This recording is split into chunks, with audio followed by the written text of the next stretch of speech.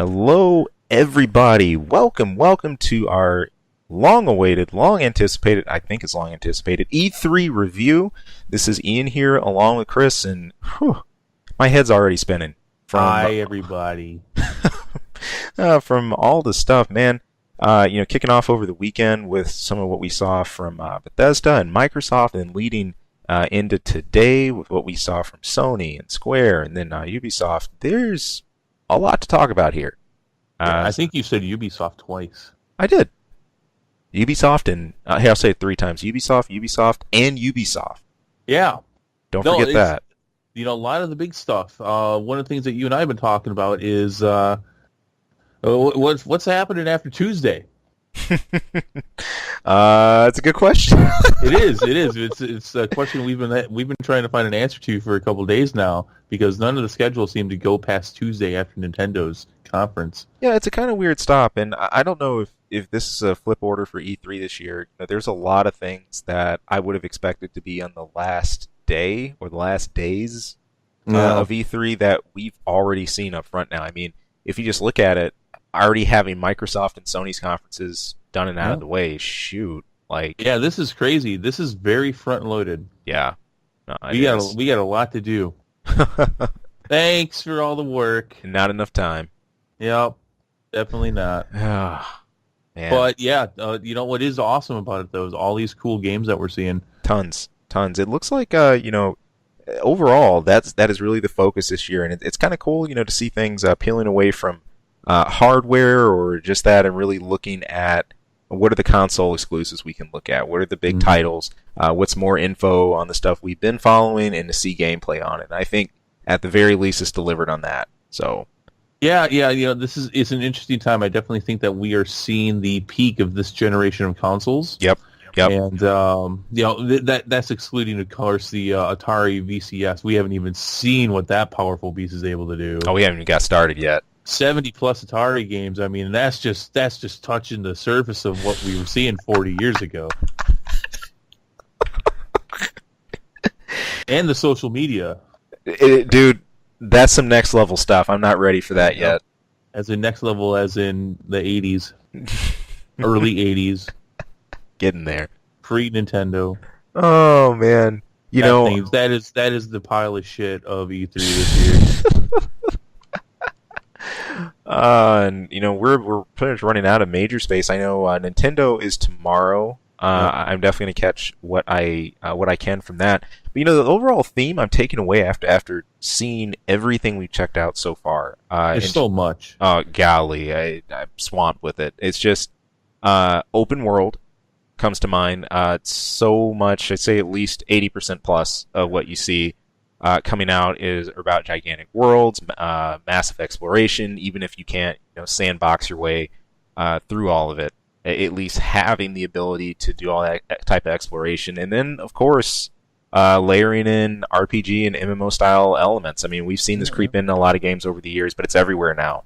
A lot of gritty stuff. Very. A lot of gritty, disgruntled people. Settle down. Chill. Yeah. A lot of post-apocalyptic stuff. Yeah, not just zombies. I mean, lots of guns. And then whatever the hell Death Stranding is. I was about to say it. If you a lot of babies and being held in weird water with. What the hell is that game? I can't tell you. Look, even after the stuff we saw with tonight's presentation on that from Sony, and then the whole idea of like time crushing and these things that supposedly throw you back into the past. I don't understand, man. There's still not enough for me to go off of. You're not supposed to understand. Whoa, it's like that. It's trying to be like that. I'm not buying it yet. I am so not on the Death Stranding train. And just for a little bit of context, I'm a huge Walking Dead fan. Mm-hmm. I'm a huge Daryl Dixon fan. I'm not there. You can't throw Norman Reedus into something and expect me to just buy it just cause. And that's pretty much what it. Right. We got some more interesting story elements, but what the hell is this game? Yeah, I just can't tell. And with playing right in Hideo Kojima's style. It's really cinematic, but there's things that are so cutscene heavy. It's really hard to get an idea of exactly everything you'll be doing here. The most that we know, I know we're talking about this a little early still, but the most we know is he delivers things. Yeah, he delivers things. That's fine. Let's just get it out of the way now. Yeah. Let's just get this one out of the way because I'm on it at the moment. So yeah. Which, by the way, you'll have a much more cohesive rundown of the day for the rest of the week, because it'll be Ian by himself. But yeah, I'm gonna be all over the place. I'm gonna be a monkey wrench in this whole thing tonight. So up until Friday, then he and I will be doing the rundown on Friday together. Yep. In our weekly show, The Jagged Edge. If you have not heard it, gotta listen. It's fun. Lots of talk about chicken too. There's a lot of talk about chicken. What? We have gone over chicken. I never thought about it in that. There's been a lot of talk about chicken, including KFC. Well, especially KFC. That made it in. There's all those info minutes with KFC, man. Lots of chicken. I completely derailed this. No. Let's jump right into a big title both of us have been looking at and been kind of leery about. But we got a lot of updates about this, and that's Anthem. Anthem. A fear going into this one was that this was going to be looking like a Destiny clone, but actually seeing this hands-on, seeing this play through the demo and everything else, looks really fun. It's got a huge verticality scale. They were showing a gauge, specifically. It really made me smile. That should bring back some memories for you. When you're in flight mode, you have a heat gauge, so you can't fly indefinitely. And if you fly through, let's say, something like a waterfall, you'll automatically get a huge cooling bonus, and your gauge will top back out again, so you get more flight time and stuff like that. So I can already see cool little tactics or using your environment for things. That's slick. Our roots in gaming definitely leads us to something like Anthem. Yeah. You and I were both on the train for Anthem, very much eagerly anticipating it. Now, where you and I have gone in different directions, though, is that I got Battlefront 2, and you did not. Right. And so I've already been bitten hard by EA in the last year, and I'm very sour, very, very sour. That being said, Anthem looks awesome. It looked awesome. It still does. Good to hear that it's going to be coming out sooner than later. Yep. That being said, I'm going to let you buy this, sir, Deal. and I will react to what your reaction is, because I'm not jumping head first into an EA game again. Yeah, how about all those years of support that were going to be coming? Nope. Nope. Ewoks in solo content. Yeah. That's all right though. That's all right. Someone, they can, definitely something we've learned in the last year, which is ironic because it's going to be part of tonight's conversation as well, is that you cannot trust a property. No. You cannot trust a franchise just on its name. That merit does not exist. Not anymore. And and Star Wars definitely has. Oh boy, it's too big to fail. No. No. So Anthem's not up there. It was at the top of the list for me. Yeah, near the top. Not anymore though. But it's still wait and see. Yeah. So the action RPGs that have been coming out on the consoles here in the last few years has definitely been piquing my interest. This one for us, as we are not Xbox owners, is PC for us. Yep. But which is where I like my RPGs to be, quite honestly. Cool. But this looks awesome. The trailer, the gameplay. Yeah. But it's but what's going to come with it? What are the microtransactions? Yeah, my question is, will you quick question on controls? Would you play this with mouse and keyboard, or would you want to try to get a gamepad? Probably mouse and keyboard. Makes sense. Yeah. Yeah. It's all about feel for me. I'd have to actually dig into it, and once I get hands on and get an idea about it, I'd probably decide from there what I'd want to do. But a couple of other takeaways. Pretty important to look at this. Now, the suits themselves are called javelins, and this is supposed to be in an ever evolving world, kind of building on itself. sort An of alien planet, isn't it? Yep. Yeah. Building on itself a bit how Destiny does. You're supposed to have campaign updates and new threats and new objectives and things like that come out over time. Now, the other pains that this game has gone through is that it's lost a lot of head developers and and story creators. Yes. So it is very much a mixed bag to see what the end result is. When's this coming out though? It's what, February? February, near the end of February, February 22nd. I think. Yeah. So it's that sounds distant, but that's going to be here before you know it. It's the better part of half a year. Yeah. It's not that bad. No. So we've actually still got something to look forward to with it.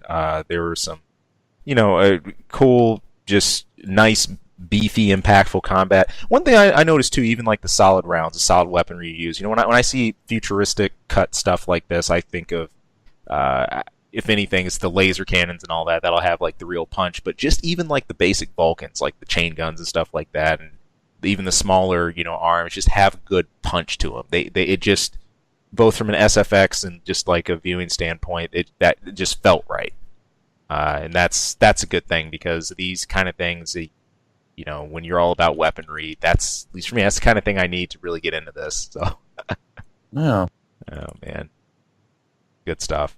So, I will be getting this one and checking it out. I will jump in that water first. If it's a pool of acid, you'll know. Push you in that water. Now you're going to feel what I felt. I sense some salt. There's a lot of salt. A lot of Battlefront 2 salt. Oh, man. Rightfully so. So, good deal. Also, a little bit before Microsoft was the stuff that... I won't spend a whole lot of time over this, because the few showings that Bethesda had, they really delved deeply into some of the mechanics and other stuff they have. Of course, more Elder Scrolls. A game that will not die. It won't. It refuses. I admit I did not tune in very closely for that, but just knew that, hey, the announcement's there. It actually exists. I think the bigger things for them were especially Rage 2. They talked about that quite a bit. Yeah. And, a few other games and stuff like that. So there's a good lead off if you want to look at some of the roundup for them, but I felt they were probably the more technical group, had like the fewest overall the gaming showcase to show, but really dug into the few things that you did see. So other than that, we jump right into our big conference, and again, one that I would not expect to see until middle of E3 or later. Microsoft, that was on Sunday, and the big thing they were touting here was 50 games, 18 of which are console exclusives, and 15 world premieres to be announced here at E3. So it seems Microsoft learned a little bit from last E3, both 2017 and 2016, took a page out of the "we should do games" book. And that they did. Much less of a focus on hardware this year. Huge increase of focus on games, and pretty much games purely. And when they weren't talking about games, it was about the other acquisitions they'd made to make more games. So that's a good thing. Get on it. It's a good thing. I can deal with that. We got to find out right along with this game list here what From Software has been doing. We had a very innocuous trailer come out a number of months ago that had Armored Core 6. You spoiled it. See, I can't hide. That's why we can't have any nice things around here. But games are coming back, and this time it's gone medieval. That was awesome. Yeah. Fortunately, it hasn't. But we are feudal. We are going medieval. This time with a feudal Japan style game. This is called Sekiro: Shadows Die Twice. And the funny thing, in that old trailer, the first one they released for this game, I think they already mentioned Shadows Die Twice. So they gave us part of the name already early. We don't have a month for this one yet. We know it's going to hit in 2019, according to what they're saying. This, spirit-wise, feels if along the lines of Bloodborne, Dark Souls with the third-person hack and slash, although this is more of a samurai slasher, really following this heavy theme of being hard to kill, e.g. Coming back out of death itself. I don't know if you have some kind of curse on you or whatever else, but as From likes to always do, they try to keep their narrative really close to the gameplay and stuff. So, yeah, that big old bloody trap we saw months ago, now it makes sense. Kinda. A big old bloody trap. Yep. Yep. Nothing like a big old bloody trap. That's all I got. I don't care about this game. Oh man. That was on the way from right alongside with this one, another one people are really talking about. I know this sort of goes outside of Microsoft a bit, but I think it's important to mention this because, well, let's face it, it will when we get it on PC. Fallout 76. This one's a big deal, especially for Fallout fans. And here is the crazy note about this one, that this is supposedly going to be 4 times bigger in terms of the world you're going to be able to explore and dig into with this one. This is going to be a prequel to the Fallout games, and you're going to be able to do crazy stuff like go create settlements near nuclear silos, maybe even control them, go nuke somebody's settlement. And it's on my bucket list. Get a silo. Yeah. Oh, man. No, seriously, what is on my bucket list, though, is I never get an opportunity to play the Fallout games. They look awesome. Yeah. The style and all the things you can do in them, and maybe this will be the one. Yeah. But good on them. Yeah, run with it. Run with that Fallout. Yeah. So many people I know that I game with, a lot of them are Fallout fans, and they immediately started texting about this. People buzzing about it, talking about it, and everything. So even if I don't pick this up myself, I'm not going to hear the end of it. And I got plenty of people around me that want to dig into it anyway. So, yeah. Cool. Also, there were a couple of other premieres along the line here. Now, this one caught me off guard. Captain Spirit. And I was really confused by this one because I said, wait, what the heck is this based off of? Is this from something else? Is this around? And it actually is. Now, I saw footage of this from the Microsoft conference first. This has been appearing, though, over the course of the weekend and then going into Monday. But apparently it's part of the Life is Strange universe. And this is actually going to be free DLC content that is going to come along and expand this. So if you were really into Life is Strange, you might want to check this out. It's kind of like, I guess, a side split narrative, and it's out soon. This month. That's pretty soon. Pretty soon, the 26th. So it's right down the pipe. But it didn't. I've never even played Life is Strange, any of those. So I don't know what you're talking about. Well, life is strange, Chris. Isn't that odd? Oh man. Other than that, as far as a couple of other games that we had here, we build up to their big announcements. Forza Horizon 4. This is your racing game. Those of you who have that Gran Turismo itch or that Ridge Racer, well, here you go. Scratch that itch. Exclusive. I've never been much of a racing fan. Now, Mario Kart, that's a different story. Everybody likes Mario Kart. Yeah, but Forza and stuff like that, I mean, the big gimmick behind it is supposed to take place out in English countryside, and you have to deal with changing weather conditions over the seasons. You can access places once the lakes and rivers get frozen over that you couldn't drive over before and do crazy stuff like that. So if you're into racing titles, you just really want something Gran Turismo style, this is your game. Next to Forza, you had I love putting these side by side. No gameplay of this yet, but I was so happy to see this announcement and will love to pick this up on PC. That is a brand new Battletoads title. This is 2019. That's all we know so far. It's supposed to have a high-res 2.5D style. And this was it's the game that put chest hair on you, kid. And I suppose that's a way to put it. I really hope that it still has some of the clenching, insane difficulty as some of the earlier games, and it's it makes people want to break their controllers all over. I think as a kind of a troll, bit of a tease to all this at the trailer itself. We didn't see anything but an image of the, I guess, a new redrawn image of those jet bikes. If you remember the bike level where you were trying to dodge those little stone pillars. Yes. Yeah. I didn't play Battletoads a lot. I mean, that was a Sega thing. So right. But yeah, no, I got my hands on it. No, I got infuriated at those. Yeah. they had a bike crash into one of those pillars, and because at first I didn't know which game they're about to get into. It's like, you knew you three would be needed again, and they showed the crash bike, and I'm like, oh man, this is Battletoads. Look at this. Look at Microsoft. I'm proud of you. So I definitely want to check that out. That's going to be awesome.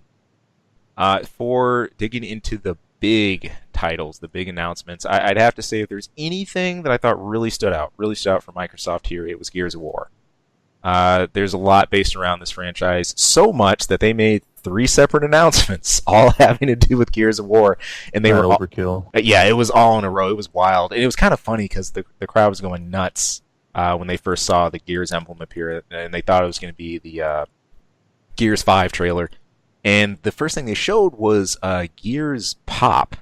This is a mobile game coming out in 2019. And if you've seen the whole Pop deal, it's like these super deformed, like large head like characters and stuff. Cutesy in Gears of War, I can't do it.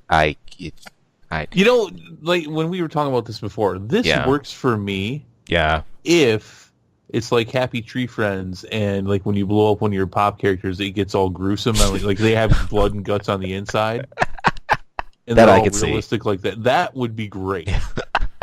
Then I'm about it. But otherwise, yeah, I'm just like, whatever. This is obviously for the big fans. Of the Gears franchise. It is, and I mean, in a game that's all about curb stomping and chainsaw and everything you see in sight, you just kind of grow to expect that from the series. The next one they had, right along the lines, was it's kind of surprise. It's not a full-blown RTS like Command & Conquer, but it was a heavy strategy elements. It's basically a strategy game. This is going to be called Gears Tactics, and this is going to be a PC exclusive. So if you're dying to play a Gears strategy game, now you're going to get it. So, and of course, to top off the cake, Gears of War 5, we got the trailer for that. It looks like this is following right on the heels of 4. Now, the last one I played was Gears of War 3. And I gotta admit, it was fun. I mean, usually when I get into Gears of War games, I just, play them straight on through. They do their thing, man. They get you engaged. It's something about, chainsaw and stuff. I don't know. Maybe it's the old Warhammer 40K player in me. Whatever. But probably. Yeah. Still, this was fairly expansive. It looks like this is going to have a female lead to it, and I'm not sure if you're going to switch vantage points or perspectives from like who you play as in the meantime. But really using this game to show off the Xbox's specs, power, look really solid from what we saw from the trailer. Of course, there's always pre-rendered things you deal with, cutscenes and everything else, and you haven't seen full gameplay. But no doubt, with where things are heading today, this is going to look pretty spectacular. So, cool. Other than that, there's a few that are going to be coming out that are still coming out on other platforms.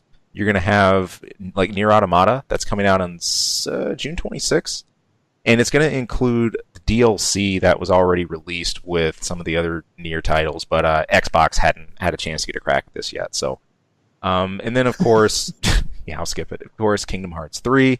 Couldn't wait for you want your Donald and Goofy. Don't lie to me. Oh my god. Don't lie to me. Yeah. I'm all about it. They won me a bet.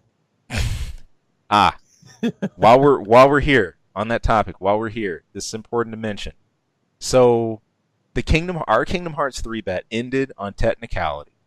Before we even got a chance to have fun with anything. Nope, shut down. Yeah. It is not coming out this year. For those of you that didn't hear, it will be out late January. It's January 29th of 2019. Wow. Oh well. Other than that, there were a couple others floating around, and this was a surprise. Capcom rearing their head for Devil May Cry 5. That was a surprise. Yeah, it just kind of came out of nowhere, and not the kind of surprise like, oh, it's on Xbox. Oh man, I don't have one. I gotta go get one. It was more like, this. What? They're still making these games. I know people were wondering if there was going to actually be a straight reboot or whatever else, but it looks like we're still following on the heels of DMC4. So if you've missed the series, keep a very, very close eye on this one. Myself, I've only ever beat Devil May Cry 1 and 2. I enjoyed those, though. They were pretty fun games. I played a good amount of 1. Cool. And I played it mainly for the main reason I was even interested in it at all was because the game engine for the original Devil May Cry was the original basis for Resident Evil 4. So, Huh. yeah. So I was, I was like, let's check it out. And it's just, no. This is not, the same thing with Devil May Cry is the same thing that I don't like a lot of these sprite, quote unquote, fighting games. Yeah. It's so ridiculously over the top. Right? There's obviously a fan base that really likes this, but guess who's not a part of it? This guy. You. So, who's got two thumbs pointing at him is going to be playing Resident Evil 2 Remake? This guy. Fair enough. Fair enough. But it looks like on the list here, you're getting close to one of the games that I really like that I saw for Xbox. Oh. Am I now? Yeah. All right. Well, I'll just keep going. Again, DMC 5. I don't think that I listed I found the date for that yet. I just know that it's in the books and that it's actually coming. But I can't. I wish I could actually talk about that more right now, but I can't. So, oh well. I'm gonna guess that game that you're really after. It has to be Tales of Vesperia because Chris, I always pegged you as an anime RPG guy. I know how much you care about, the No, that's storylines. garbage. No, I think you passed it here. I think our notes are a little different. No, they're not. I'm trolling. The one you have to be looking at is Dying Light 2. No. It's not Division 2. Oh, Division 2. Because you were just saying this look. I know you were that interested. Could have sworn it was Division.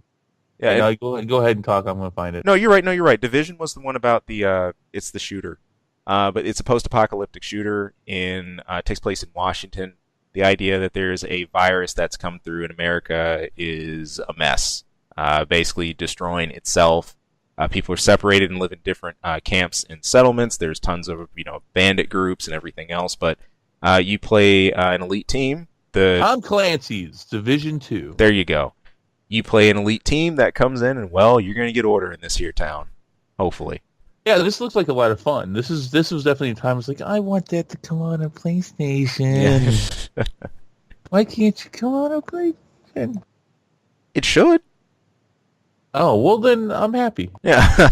Yeah, this one, I don't think this is going to be limited, fortunately. I didn't see it in the Sony conference. No, I didn't. It popped up, it's probably because I'm thinking, it popped up separately in the Ubisoft conference. So. Oh, okay. But they were talking a little bit about it, so.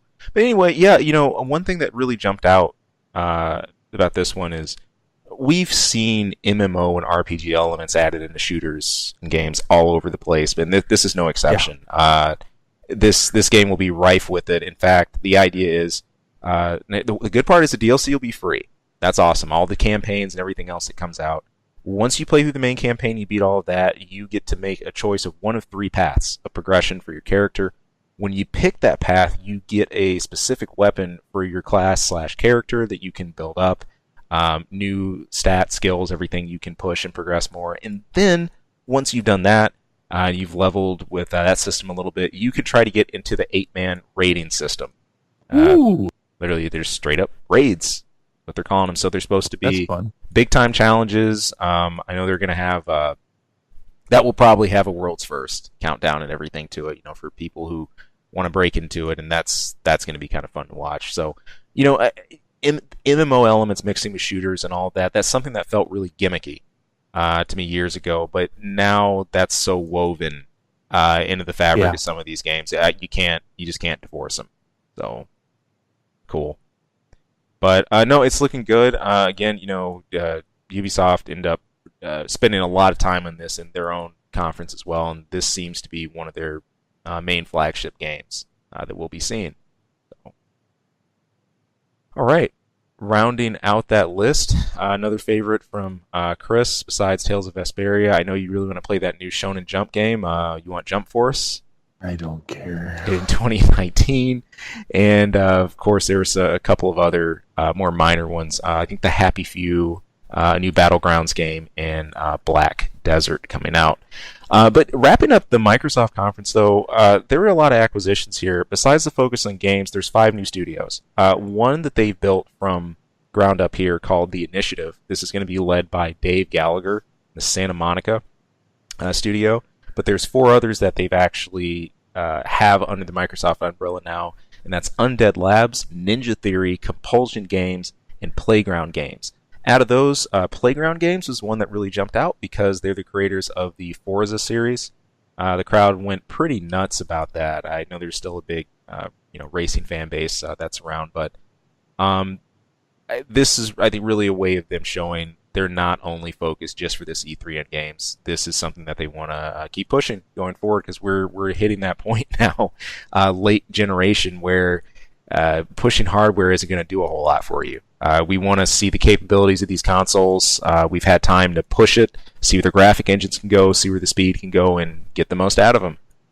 So, Yay! What about the fast start thing? Thank you for catching me. There was one other little thing as Microsoft was talking about the new acquisitions. So there's besides their hints that they are working at a new Xbox console, no specifics or anything on it yet, they did mention the Xbox Fast Start, which really involves making sure players can get loaded, get into games, fast boot times, keep everything optimized, and keep it running. And this is important to Microsoft. I mean, they're really pushing their angle of specs that the Xbox, in terms of raw power, is the big heavyweight right now on the market, and they want to keep that angle, to keep that speed, and to keep the graphics optimized and keep people jamming. So we'll probably get some more details on that. The best way I can describe it is more like a passive buff. So passive buff. Yeah, I think that's a good metaphor. Oh man, and we go into Monday, which is Disappointment Monday. At least the start, just the start. Look at Monday. The start. Good God. Here we are. Strap in, people. All right. It's gonna get a little crazy. Yeah. So the first conference that I checked out today was Square Enix. Here they are saying, mark the date, June 11th, tune in, for... Okay, now bear in mind, when you come into E3, you normally, you don't just expect a trailer. There's usually a breakdown or two of some games. You don't actually talk about them and go through them. And for the first 5 minutes, that happened. We had Tomb Raider, a much deeper look at that, some more expanded footage, some extras, which was actually, I'm glad they didn't just recycle stuff from the trailer. We saw a lot of both fresh gameplay and fresh cutscenes out of that. Still looking like a sharp game. Still looking really good. And they took some chances with the developers to really delve into, talk a bit about the system, what we're to expect, what you'd expect from an E3 presentation. I'm fine with that. Even not being a Tomb Raider hardcore myself, I thought what they had, they presented good. And at that point, I will say that's the best things I'm going to say about the Square conference, because the rest bombed. This sucked. This sucked a lot. And this is coming from somebody who actively plays for FF14, who's going to be picking up Kingdom Hearts 3, who might one day, play FF7 when I'm an old man. The remake, whenever that actually happens. You will be an old man. I will be dead. Yeah, you'll be. You will at least get to play it. You're gonna be sitting there in your wheelchair, drooling, playing on your PlayStation 10. You're gonna have to put a picture of me up on the TV. Yeah, right up above it, right over the mantle. Yeah, because I'll be there in spirit, because I will be a dead man.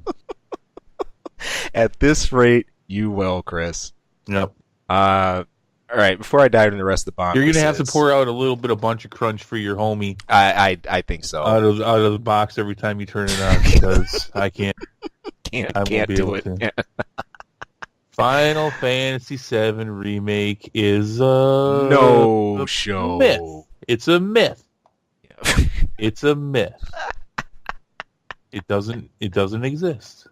It's a no-show. After everything that's happened in the last year, after it being so long, after promises and bullshit and hiring on new people, and they needed to show something this year.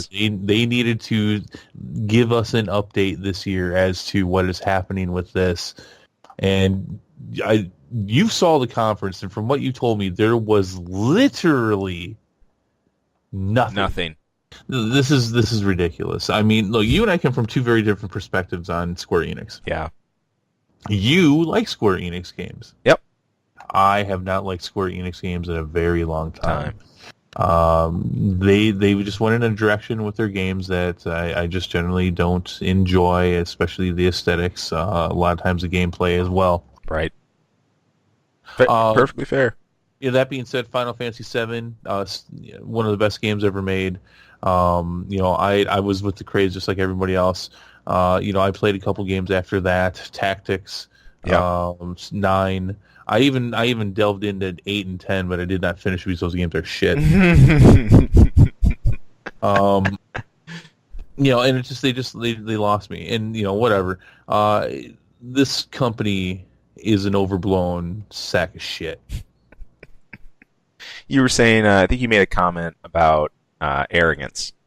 Yeah, a lot of ego, a lot of pride.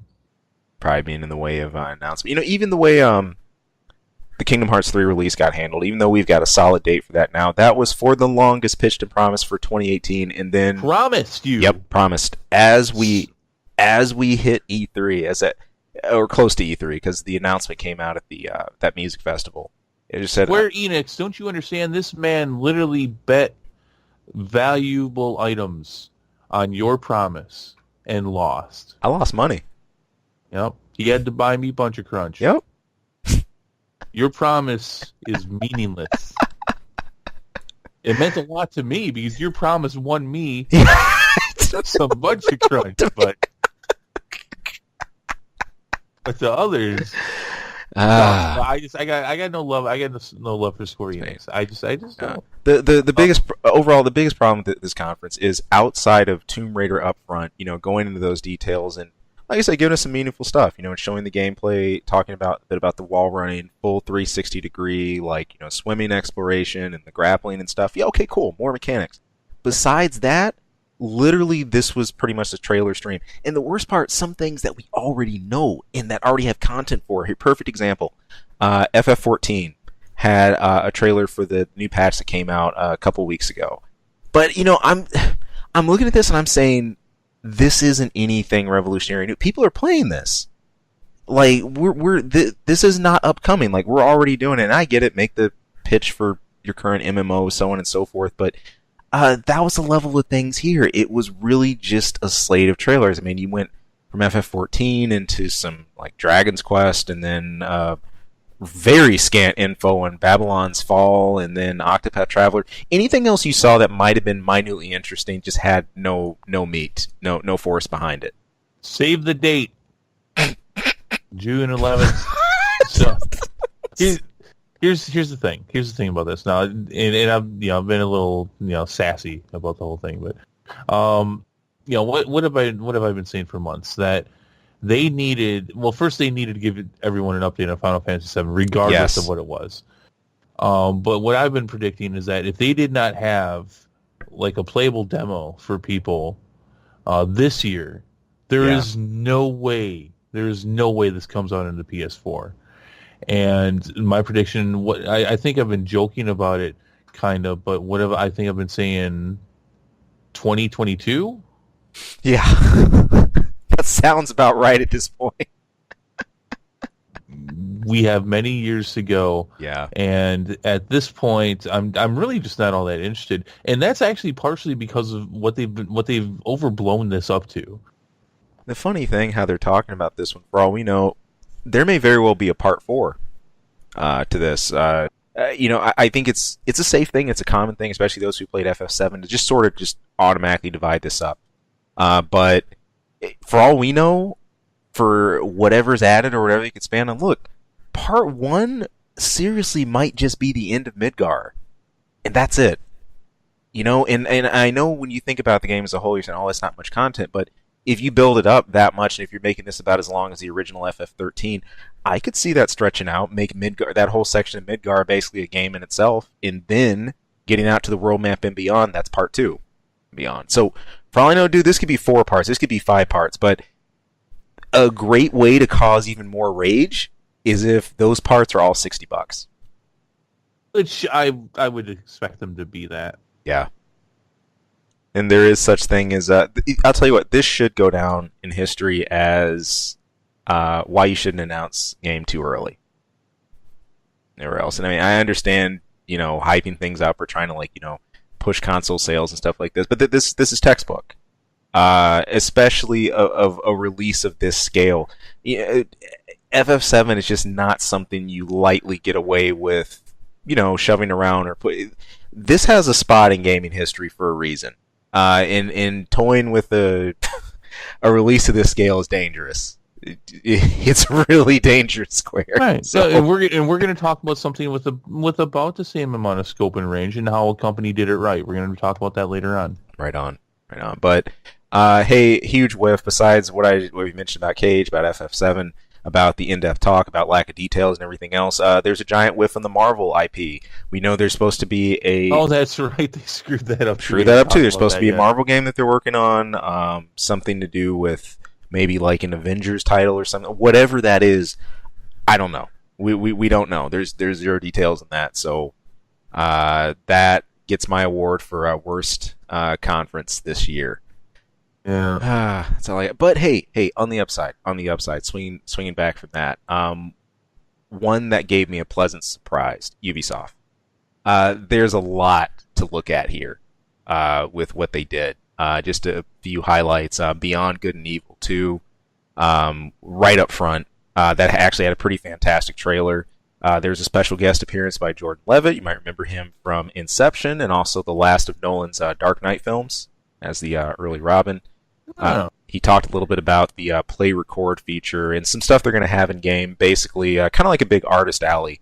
There's going to be like community art challenges for like giant like emblems and like scrawlings and stuff like that. So if you're really into like trying to create like art content and stuff like that, this will be right up your alley. But it just from what we saw from the trailer, looked really cool. Obviously, they're trying to make some setups from the previous games, even though this is time-wise supposed to take place more in the past and everything. But that looked great. That was really cool. And then, of course, as we mentioned a little earlier in the show, they spent some time digging more into Division 2. Again, talking about the raids and everything else. Do you want to take some focus here on one that deserves a special mention that came out of left field for me, and that's Starlink, Battle for Atlas. Okay, now, here's the deal. This is going to be coming out on everything. But if you're a Nintendo Switch owner, you're going to get what I call the real version of this. Because, let's face it, anytime Star Fox and crew are part of it, yeah, it just got real. They have a whole list of extra characters that are added with the Nintendo Switch version only. Star Fox and his team and like the R-Wing fighters and everything like that had some really cool gameplay footage and a really slick throwback to the old Super Nintendo titles in the trailer, which was just great.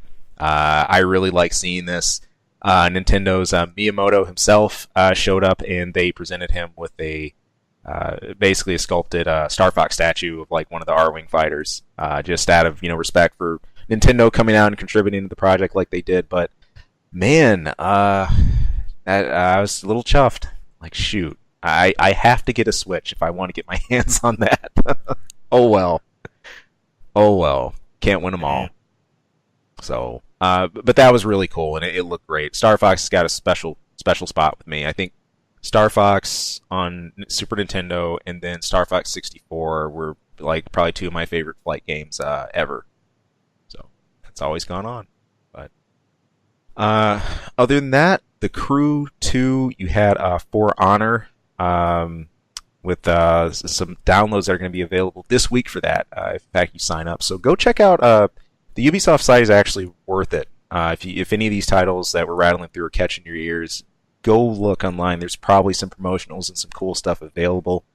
And then wrapping that up was Assassin's Creed Odyssey. What E3 would be it complete without an Assassin's Creed? Oh my God, I know, but holy crap, how many Assassin's Creed games are there going to be? Good Lord, I don't know. By this point, I'm drowning in these, man. I'm not. I gave up years ago. At some point, I'll pick one of them up because I hear so many things about them, but it's just like, oh my God. Yeah.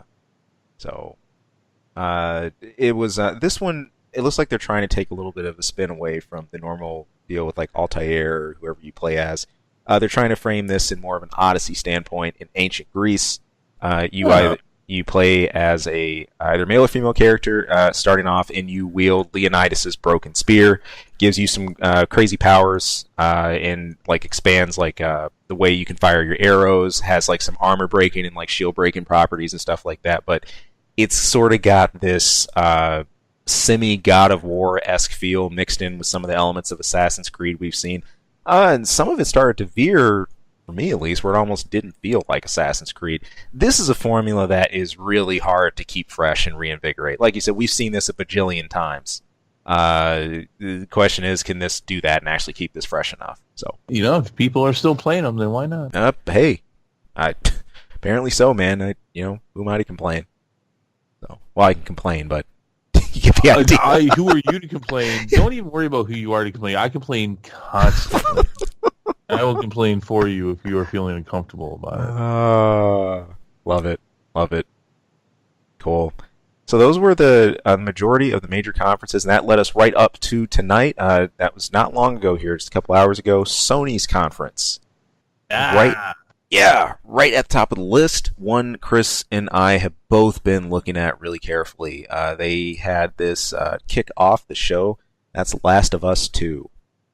And this was probably the biggest trailer we've had for this, for both gameplay and cutscene included. What were It's the first gameplay trailer. First gameplay, for sure. What were some of your impressions of this one, man? I mean, where's Joel? Yeah. Where's Joel? Yeah. You know what? It was it was great just to see something new on this. I mean, we'll see. Hopefully, we're going to get some more details as the week goes on. But yeah, we got a gameplay trailer. We got some story. It's. I knew it was going to be all about Ellie. Ellie's the main character this time around, and that's awesome. Yeah. I think the biggest thing besides Where's Joel, and what actually hit me a little bit more was when we were actually looking at the gameplay and how much it just took me right back into the feeling I would have when I played The Last of Us. That's cool. It just looked. I want it. I want to play it. That's what it was. No, this was a great trailer overall. I think it's not even it's the highlight for me so far. Probably will for the whole week. Yeah, this was great, and Naughty Dog just kicking ass and taking names, or in the case of what Manus said, taking ass and kicking names. Yeah, we'll go with that too. Yeah, real sharp to see. There were only a couple hints about that. I know there was the opening conversation at the dance with Ellie. It was that mention of her old man getting irritated whenever it was her time to go out for patrol or whatever else. But there was another little funny element they did here to kind of immerse the crowd in this. What'd you think of that little stunt of putting the first part of the presentation in that church tent with the lighting similar to what we saw in the trailer, and then like the guitar theme to kind of bring us into it? Oh, I guess I missed that part. Yeah, what they did. So I've never seen Sony do something like this. They held the first part of this conference in a really large church tent that had lighting on the ceiling very similar to what we saw in the opening of this trailer. Oh yeah, no, I did miss that. I had to catch The Last of Us. I had to actually catch that one on YouTube. Mm-hmm. I caught most of the rest of the actual Sony conference, but yeah, so I did miss that.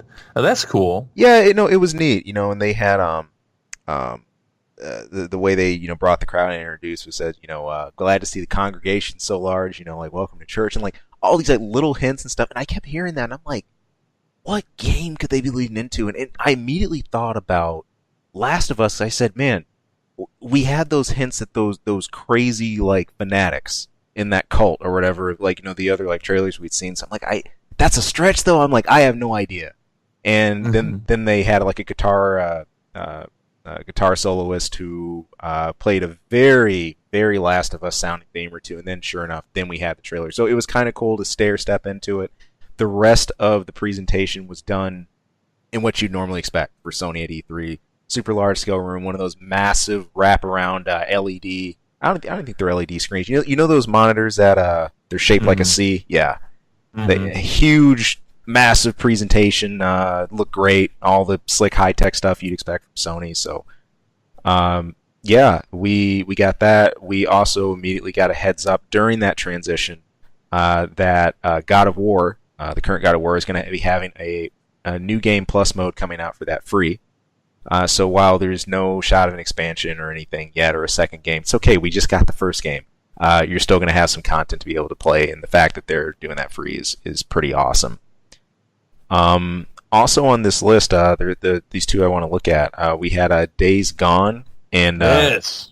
and Ghost of Tsushima. But let's look at Days Gone first. This one, how much did you know about this coming into E3? I don't know. I've been following it a little bit. I'm definitely grabbing this game. I was happy to see the release date that it got for February. Mm-hmm. I'm looking forward to it. Yeah.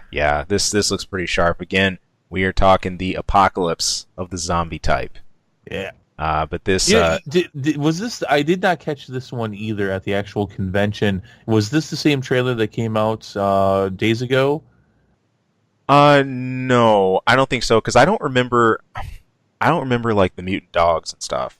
Oh yeah, no, that was the one that came out a few days ago. That was the announcement trailer. I think my favorite part of that is when you get all the zombies running through the forest chasing after the main character and a bear. Oh yeah, and the bear looks more scared than the main character does. The bear's like, fuck this shit. Oh man. Bear is just running, not even caring about the fact that there's a person at dinner's running right beside it. That's great. That's good storytelling. That's good storytelling right there. I can't wait to get my hands on this one. I'm gonna have enough time between RE2 and to get some time in for that before this one comes out, which I'm glad. Cool. Days Gone looking sharp. Now this one took me aback, man, in the good way. Ghost of Tsushima. Now, I grew up on a lot of samurai epics. I'm looking at thinking Seven Samurai, some of Akira Kurosawa's work, and in his stuff. I eat this stuff up. So just seeing this is still heavily in development. We don't have any huge release schedule or anything for this yet, but this looked awesome. It really reminded me of one of those old school like samurai films or about Bushido, but it's more of how they set this up atmospherically. I mean, I think the last time I saw real amazing contrasted shadowed cuts like this was in something maybe 300, but there were some scenes that were just breathtaking. The horse ride through the wheat field at the start of the trailer. Later on, there's a sword duel. Under a fall scene with a bunch of red leaves on the ground. There's actually fire and red leaves that flows so well with the scene, and that's contrasted against this late afternoon sunset background. Or something you get right out of a film. It's sick, and the angle that you're looking at it from looks like something almost right out of a Kill Bill scene. So super stylistic. I love what they're doing. It's gonna be a while before we see much else out of this, but I was vibing with that. That looked awesome, as Chris hinted at. Of course, that's the Resident Evil 2 remake coming out January 25th, 2019. This is a dream come true for RE people. So it's funny because I said there would be a correlation here. They announced this about 2 years ago. It was a simple announcement, just Resident Evil 2 remake. They had it on a screen, and they didn't make any promises or anything like that. Nothing major. They didn't tell you a lot. Just hey, we're finally working on this. And to be quite honest, it's been a little bit starved as far as the information. Especially we went past the 20-year anniversary of Resident Evil 2, and everyone's like, well, we're going to get an update. We're going to get an update. There's been an anniversary for this, an anniversary of that. No updates, really. Nothing of substance, nothing major. And I was wondering, because it's been so quiet, will we hear something at E3? And in fact, when we did the Jagged Edge last week, and we were talking about things that we were looking forward to the most from this year's E3, I did not even think of this. Yeah. So this trailer, not even the best trailer, not even a gameplay trailer really. It looked like there was a couple small elements of gameplay, Right. but here it is. And it's like, boom, here's your trailer, here's your release date, not all that far off. No, it's right around the corner. And, it's just, this is how you do it. Yep. This is how you do it. And, more than anything, how you do it, you deliver. You deliver on it. If you're going to keep your mouth shut, that's fine. Keep your mouth shut, but then you are expected to deliver. Yep. Basically go one of two ways with it. Either filter out information as you go, or keep your mouth shut. But then when you keep your mouth shut, you better slam something down. And there it was. And, Capcom just, and I'm not a huge Capcom fan. I like what I like out of them. I'm not a huge follower of the company, but I mean, god damn. I mean, Yeah. You put that in correlation with the two, and it's just like, they're not even trying to make Square Enix look like chumps. And they look like chumps. Oh boy. But I'm excited for this. I've been waiting for this. I'm a huge Resident Evil fan of the first half of the genre. I will say, of the franchise. I'm not a big fan of what they've been doing the last few years. I haven't played 7 yet. Right. 7 looks great. I'm hoping to hear more out of this. I'm hoping to hear that they're going to do what a lot of people are hoping, which is that they're going to give you different modes to play this game in. One from the over the shoulder, the other one with the still camera, old school like that. I'm hoping for different ways to go about it. But I mean, here it is. And most importantly, while they didn't show us a lot of gameplay and they didn't give us a lot of specifics, they gave us a release date. There you go. And they've shown us they've shown us a lot. Well, and, looking at that Resident Evil 7 or Resident Evil that Final Fantasy 7 remake trailer that you got. Yeah. None of that is relevant anymore. No, it's not. None of it. Because they ditched it all. And the worst part, that's 2 trailers. I repeat, 2 trailers that are not relevant. One with the very opening announcement that was 2015, and the other that followed soon after that had some of the early gameplay in it. Yeah. We can't base that anymore. And Nomura himself has even said that even Cloud's design has changed a bit. Which is good. He needed a sandwich. You're still stuck on that. Yeah. Yeah. Well, no, I'm not stuck on that. It's a fact that he needed a sandwich. But here it is, and it's it's a good time to be a Resident Evil fan, at least for the moment. Yeah. Oh. Cool, man. Not a good time to be a Final Fantasy VII fan. No, it's not. You get your feels jerked around, but good deal. That was great, though. That's something that's a highlight. That's a thing that when you're watching E3, and it's just if Capcom meant to release this like this and have that kind of reaction, bravo to them. They got it. They got it dead on. I think that was the biggest applause of the whole Sony conference. It was, and rightfully so. We had some shorter looks at a few other games like Neo 2 and everything, but let's face it, some of the biggest hype here, getting a chance to see Spider-Man. And I make the comment that I did earlier about everything being so gritty and post-apocalyptic, and everyone's, and then you had Spider-Man. Yep. And amongst this pile of games, the correlation was actually stunning. Yeah. No, it was to actually have something where you have very modern or very, well, compared to all the grit, very shining, clear cities and all that. And it's a standout, but it's a welcome standout.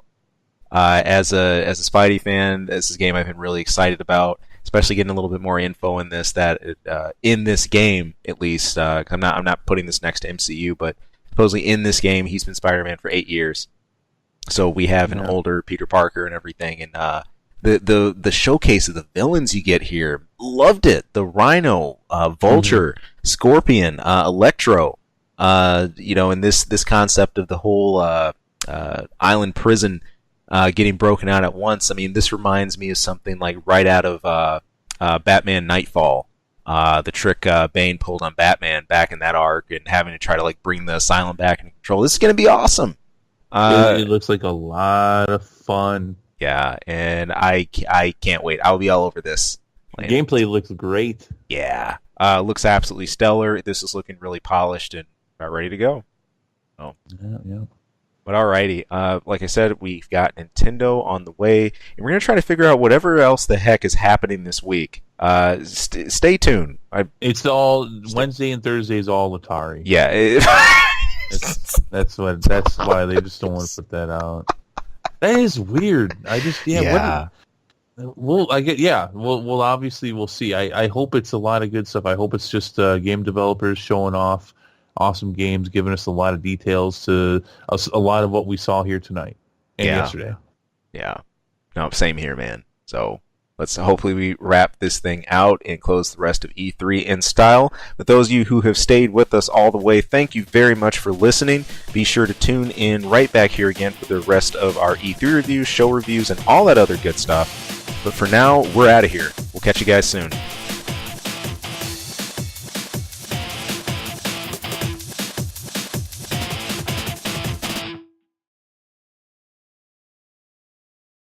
Hey people, thank you for tuning into this episode and taking a listen. If you like our content, if you like what you're listening to, or anything we go over, hey, please, we would not only love to hear more from you, but it's great if you could throw some support. You can subscribe right below. Also, you can toss us a line anytime. That's ksongmedia@gmail.com. Of course, you can tune in for our channel anytime for movie reviews, game reviews, a lot of random wacky stuff. Who knows what you'll hear. And of course, our episode each week where we're bringing the nerdiest things we can find, dig up, and maybe not find. Maybe the stuff that just drops in our laps. But anyway, hey, thank you so much for tuning in. Thank you for listening. We hope to hear from you again later. Take care.